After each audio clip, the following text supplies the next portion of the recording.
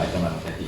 So, hello, good morning. I'm Dr. Justin. I'm the bone doctor here. Is it okay if I examine your neck? Sure. Okay, alright. So, where is the pain? Can you use one finger to point? Yeah.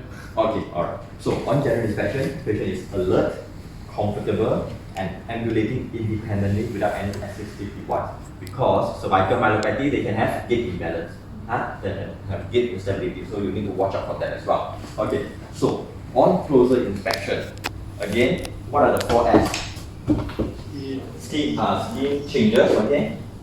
Swelling, scar, sinus, okay? W, wasting, A, alignment and attitude, and D for deformity. So there's no obvious swelling, no scar, no skin changes. The head is centered over the pelvis. There is no neck tilt. The shoulders are balanced, and there is no loss of sagittal balance, as the pinna of the ear is the same line as the shoulder. Okay, alright. Of course, but ideally you need to stand the patient and then jet lag all the way until the knee and the ankle, sagittal balance. So there is no obvious wasting of the paraspinal muscle as well. Okay. Now I'm going to press gently. If you feel any pain, you let me know. Okay. There is no increase in warmth at the posterior neck. There is no midline bony tenderness. You palpate along the cervical, and then you palpate at the side as well. Alright. There is no paraspinal muscle tenderness. So 3 things you feel. What are the things that you usually feel? Temperature, tenderness, and effusion. But you don't check for effusion in the spinal exam again. Okay. So now, what I'm going to ask you to do is to move your neck. Okay. Now try to touch your chin on your chest. Okay. Now go high up as much as possible. Alright. Now turn towards the right. Okay, and turn towards the left. Alright. Now try to touch your ear on your shoulder. Okay. Now the other side. Okay. Now that is good range of motion displayed by the patient's neck. So look, feel, move. Done already. Okay. Then what do you do next? Upper limb neurology. Yeah, upper limb neurology. Okay. Alright. So upper limb neurology, C5 to T1 for cervical.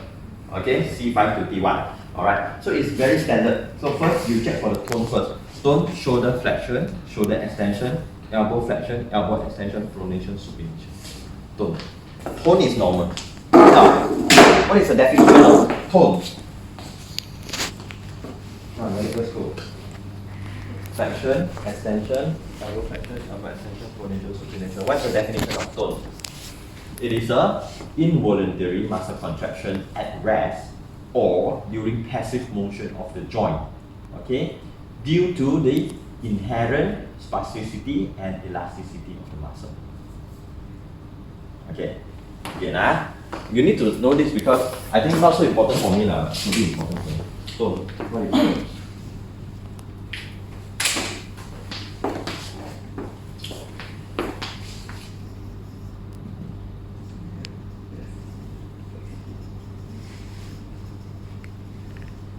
Muscle contraction at rest Or during passive motion of the joint due to inherent spasticity and elasticity of the joint. What are the 2 types of hypertonia? spastic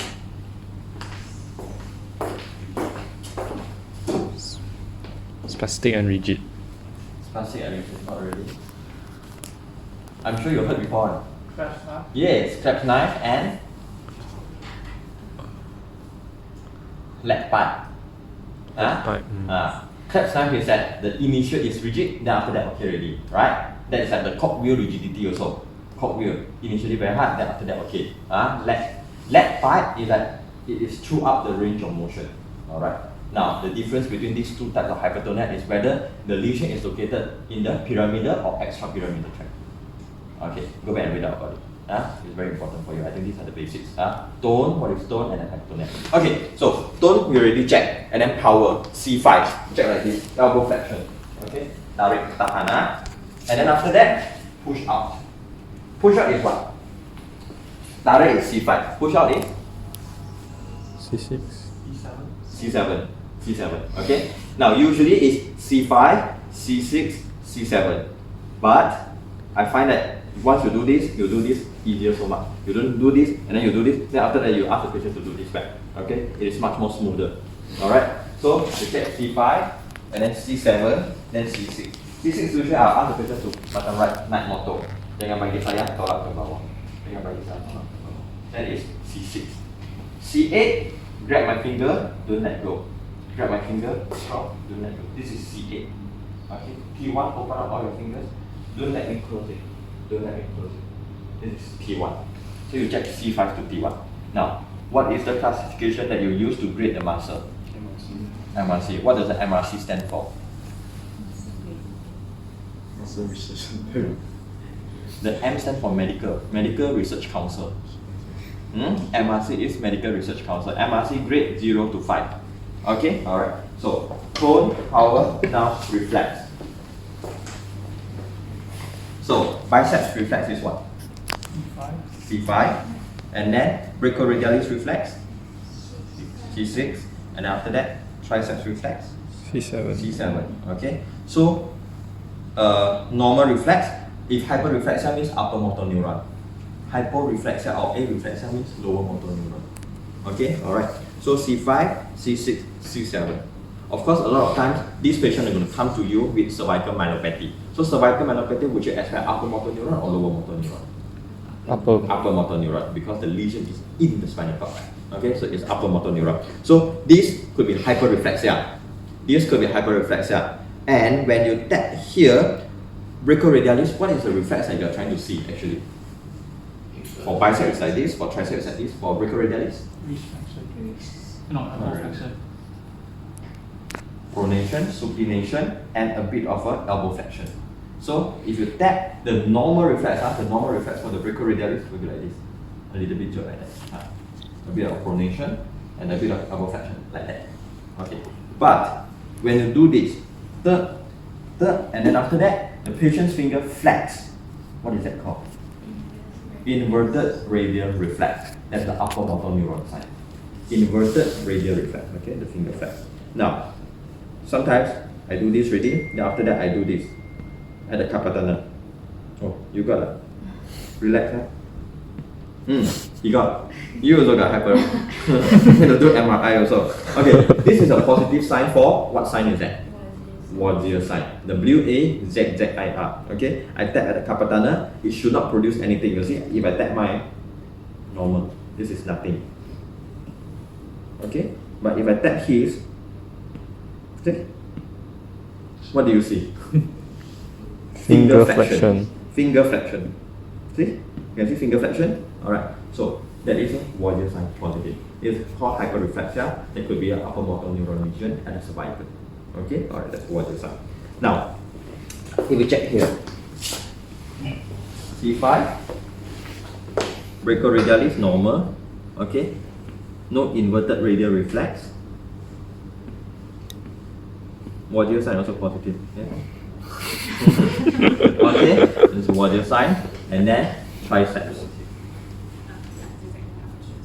Tricep is normal. This is a normal reflex of a tricep. Alright. Now, what other tests you can check for upper motor neuron? Hoffman sign. Okay, so Hoffman sign, you need to relax the elbow, relax the wrist, relax. Everything has to be relaxed. And after that, usually I take the middle finger, and after that, a sudden, quick flick of the DIPJ of the middle finger. A sudden quick flick. So, what are you looking for? Yeah, you should flex like that. Flexion of your thumb and index fingers like that. Alright? So that is a Hoffman sign positive. But usually I don't do it because to me I think it sounds very difficult and all that. Because if I do this one, inverted radial reflex Wazir sign, is really good enough to tell me that the patient has got upper motor neuron. It's just another test to tell you it's the upper motor neuron. You need to know Hoffman sign, but whether you do it or not, I think it doesn't give me much extra information. Alright. Now, that is for C5, C6 and C7. So if this is normal, biceps reflex is normal. This is also normal. But the triceps reflex is positive. Alright. So you know that the pathology is probably somewhere at C6, C7 then. Okay? So only then that will be positive, right? Upper motor neuron. Remember that above it is quite okay. But what if the pathology, this one is also positive? So that means that the lesion is above C5, right? The lesion is above C5. So how do you check where is it? Whether it's coming from the brain or from the spinal cord? From the spinal cord. Georgia. Before that? Yes, scapulohumeral reflex. Another name is called a Shimizu reflex. Yeah. Shimizu, Shimizu reflex. So where do you tap? At the spine of the scapula, you tap. So what do you look for? Okay, elevation of the shoulder and some slight hyperextension. The patient will go like that. Really? If those patients with a cervical myelopathy, you'll see very clearly. Probably you need to attach more. Then after that you will see more. Like that. You move. Okay, that's a Shimizu reflex. Okay, you can tap here, and then another way is tap at the lateral end of the acromion. The patient also will have like that. Okay, alright. So if that is positive, hyperreflexia, that means that the pathology is at C4 or above. That's for C4, C4 or above. Alright. So now between C1 to C3, you got nothing to check. You cannot check. There's no more reflex already. You can check. Alright. But now whether it is between C1 to C3 or at the brain, what do you check? Georgia. Okay? Because Georgia is by your cranial nerve. Okay? So the fifth nerve, trigeminal nerve, is your sensory. And your facial nerve is your motor. Okay? So Georgia, you ask patient to open, put here, and then they will have a jerk. Georgia. If that is also positive, that means that the lesion is most likely arising from the brain because your cranial nerve is also affected already. Understand so far? Okay? Alright. So that's how we check where is the lesion. So that's for reflex. Then sensation. There's the orange stick. What was the orange stick? I thought I just broke, right? Oh, okay. So you only check for one area for each nerve. You don't need to check all. Okay? Alright, now just relax your hands. Alright. So how does this feel? Does it feel sharp? No. Okay, alright. So C5, lateral elbow. C6, thumb. C7, middle finger. C8, little finger. T1, medial elbow. Only one place. Okay? Only one place to check. All these of course are supplied by C5, C6 and all that also, but you don't check all these because that is the autonomous zone. What do you understand by autonomous zone and dermatome? You need to differentiate. Autonomous zone means that the region of the body that is exclusively supplied by that nerve only. Here, there could be a lot of crossover. This is called dermatome. Dermatome is a region of the body that is supplied by that nerve. But exclusively supplied, these are the autonomous zones. That's why we only check for certain areas. Okay? So by that you will be able to tell already. So tone, power, reflex, sensation. Like I said, I don't check for all this proprioception and all that. My level, it doesn't give us extra information, but probably medical students you need to do also. All this, alright. So now, two more things for cervical. If this is not only a cervical myelopathy, the patient has got radiculopathy, shooting pain. What are the two tests you need to do? Just how somebody mentioned already during the lumbar, but it was wrong. Spurling. Heard before? Spurling sign. Okay? So let's say if you've got a radiculopathy here, how do you check Spurling sign? Okay. Press down. Rotate towards that side or this side? Your pathology is this side. Oh, that's it. Correct. Okay, alright. Rotate towards this side. Alright. And then neck slightly extended 30 degrees. And what me as an examiner going to do is to provide a axial compression. Press on it. Press on the head. And it should reproduce the pain. Okay? That is called a Spurling sign. Now what is a Lhermitte sign? Lhermitte. Lhermitte. Sudden neck flexion. Sudden neck flexion and extension because we will reproduce the pain. That's Lhermitte sign and Spurling sign. Okay, I just give a summary to you. Only in thoracic outlet syndrome, Wright test, whereby you look towards the contralateral side. Otherwise, all the other tests, you look towards the ipsilateral side. I make a nice summary for you. Otherwise, you'll be confused in exam. Towards this side or towards this side already, I forgot already. Because there are a lot of other tests, shoulder tests and all that. Sometimes you look here, sometimes you look there. Okay? Only this test you look to the contralateral side. Right hyperabduction test. This is in thoracic outlet syndrome. The rest, like thoracic outlet syndrome Adson test, and then your this one Spurling test, all look towards the deep lateral. Okay? Alright, so you can remember now. Alright, only in thoracic outlet when you're checking that, when you ask the patient to look towards the opposite side. Okay? Alright, so after you check that one, okay, usually we do it last because it will cause patient pain. It will produce pain to the patient, so we don't do it first. Alright? Then, if the patient has got cervical myelopathy, see we check all the hands and all that. So we want to check the function of the hand. What is the thing that we can ask the patient to do? Unbutton. Unbutton. I'll ask the patient to unbutton the first button. See how he does it. Okay? Unbutton to check the function. And then after that, another test you can do is a grip and release test. What is grip and release test? How many times in 10 seconds? 20 times in 10 seconds. Grip and release. Ask them to do. In cervical myelopathy, they won't be able to do it so smoothly. Okay? Alright. So, again, you do all this ready, the standard template until the neurology habis. You can do Spurling test, you can do Lhermitte sign. But I think more importantly is a function. I think if you ask the patient to unbutton, that will give you more information compared to your Lhermitte sign and Spurling test. Okay? Unbutton, grip and release test. If you've got the time, you can do. And need to ask the patient to walk. See, we haven't asked the patient to walk yet. That is very, very important. Okay? Alright. So, ask the patient to walk in cervical myelopathy, walk like normal, not handstand. And then, when you ask them to walk back, how you want to modify it?